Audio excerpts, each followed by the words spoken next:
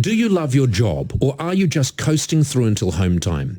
You spend about 30% of your adult life at work, so why not make it count? Careers consultant Laurel McClay is here with 5 things you need to tick off your career bucket list. Laurel, good morning. Good morning, Paul. What's this actually about? Well, what this is about is I think that a lot of people go through their career by accident rather than design. And like you said, there's such a massive amount of time we spend at work, so why can't we actually do something that we love?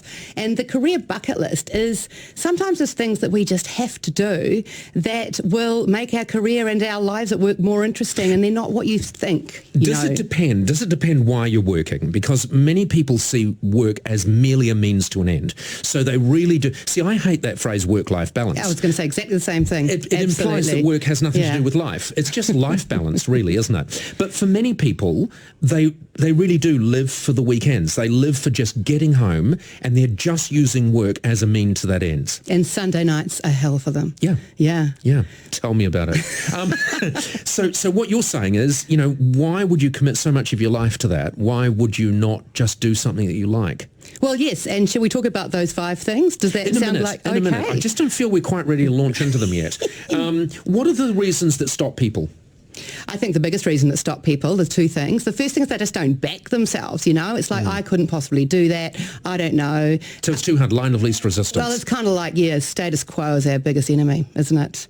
The second thing is they're just not clear on what's available to them out there. And we are so moving to what we call like portfolio careers, freelancing, entrepreneurs, and people are still thinking they need to go and look at Seek for a 9-to-5 job. It's funny, isn't it? Because surely it is easier now than it's ever been, because even when I was young, and I'm not that old, but even when I was young, the idea was you found a job and you stayed there for life. And if you were very lucky, you moved up the ladder.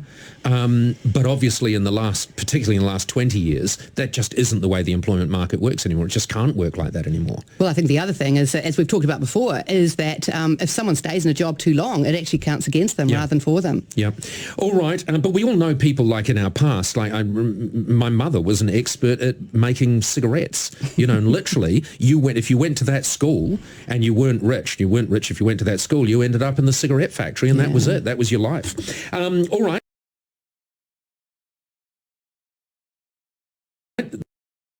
These are the 5 things These are 5 tips to help us find the right career? Well, that's probably the best way for you to frame it. Well done. Good for me. Found that one by luck.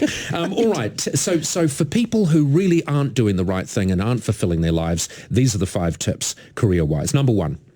Okay, number 1 is know your superpower and know your weakness. And so I think we have our greatest strength, but it's also our greatest weakness. But so many of us don't actually bother spending the time to find out what that is.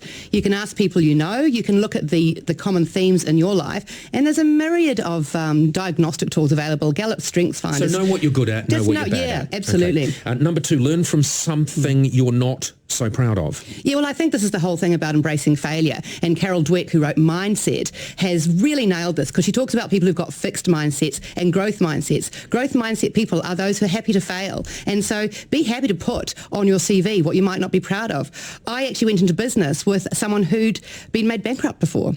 The reason I did that was because I thought she ain't going to do it again. And a lot of very famous business people will tell you learn much more from failures than you ever do from successes. That's right. All right, number 3, stop over-apologising.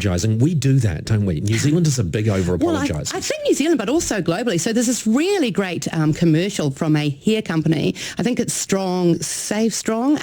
Google it, and basically it's just got countless examples of women saying sorry. We say sorry when we accidentally bump someone. We say sorry when we actually don't need to say sorry. So the thing is, save sorry for when you actually do need to say sorry. Then it's got some gravitas. Those times are going to come. All right, number 4, have a couple of specific career advisors. So that one's obvious, isn't it? Know people that you can go to. Well, they're talking more about sort of informal ones. And I think that's interesting, because we've got to be really, really wary of well-meaning bad advice. I think it's a little bit like predictive texting. People tell you something and it's just not what you actually want to hear. Yeah. And sometimes they don't actually have the whole picture and aren't giving you the right advice Okay, at so that if you're time. getting advice, make sure you're getting advice from someone who actually knows what they're talking about. Don't just go to the line of least resistance. And finally, learn to sell. People do not sell themselves, People do they? do not sell themselves. This is my big bugbear here. You know, we got to get out there and be a little more shameless. And it's just something that we don't do as Kiwis. And Fantastic. we're always selling. We're always Fantastic. selling, aren't we? Laurel, that turned into something of an interview, and I'm very, very, very proud of you. Careers consultant Laurel McClay, thank you very much Thank for you, joining Paul. us again. See you back soon.